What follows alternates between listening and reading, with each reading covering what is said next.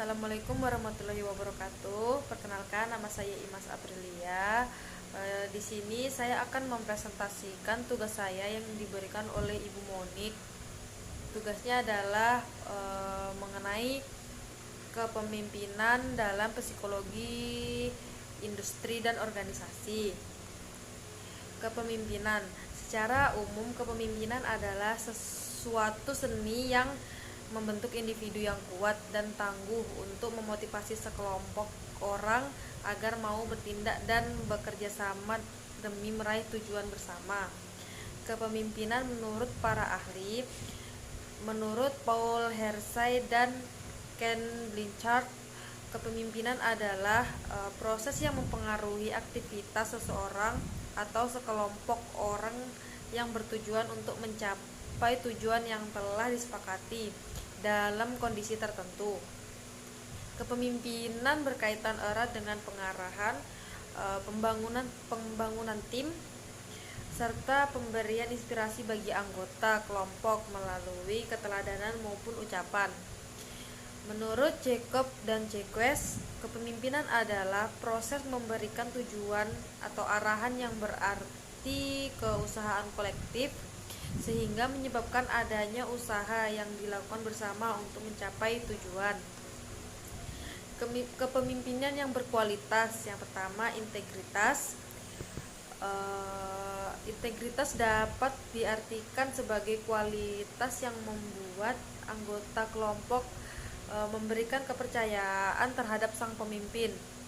Antusiasme, hal-hal fisik yang ditunjukkan oleh seseorang pemimpin di depan anggota kelompoknya, baik dari mimik, dari gerak anggota tubuh, cara berjalan yang memiliki antusias yang tinggi sehingga memotivasi anggota kelompok dalam sebuah perusahaan.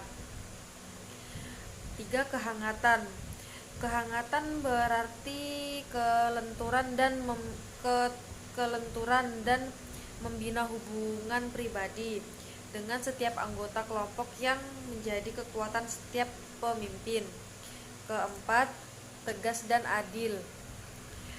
Keberanian seorang pemimpin dalam bersikap tegas dan adil serta berpihak pada kepentingan dan tujuan perusahaan, mengkombinasikan ketegasan dan keadilan menjadi ciri khas kualitas pemimpin.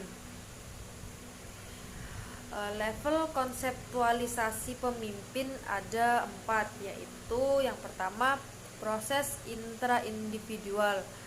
Kepemimpinan melibatkan proses pengaruh antara individu sehingga teori kepemimpinan yang berfokus pada proses di dalam individu tunggal adalah sangat jarang. Kedua, proses diadik.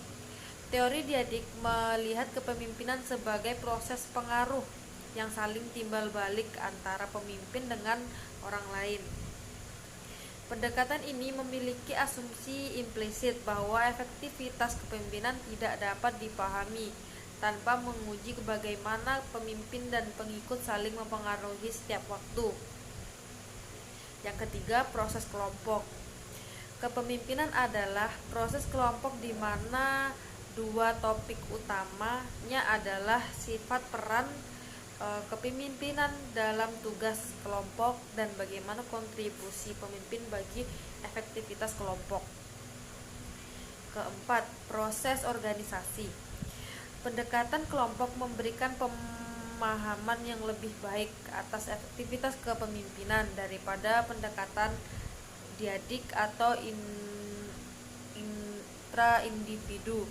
Namun memiliki beberapa keterbatasan.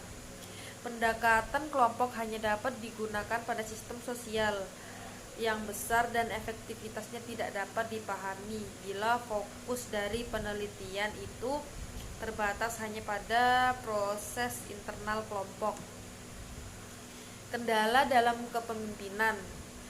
Yang pertama adalah kegagalan berkomunikasi, kurangnya akuntabilitas, segan untuk melakukan pemecatan, kurangnya pemerataan, kurangnya visi yang jelas, tidak bisa menyusun budaya perusahaan yang kuat. Cara pemimpin menyelesaikan masalahnya adalah yang pertama mendefinisikan masalah, mengembangkan alternatif solusi, evaluasi dan pilih solusi alternatif yang ada, pengambilan keputusan melalui konsensus, dan melakukan tindakan. Baik, sekian presentasi yang dapat saya sampaikan mengenai materi ini dan kurang besar-besarnya. Terima kasih. Wassalamualaikum.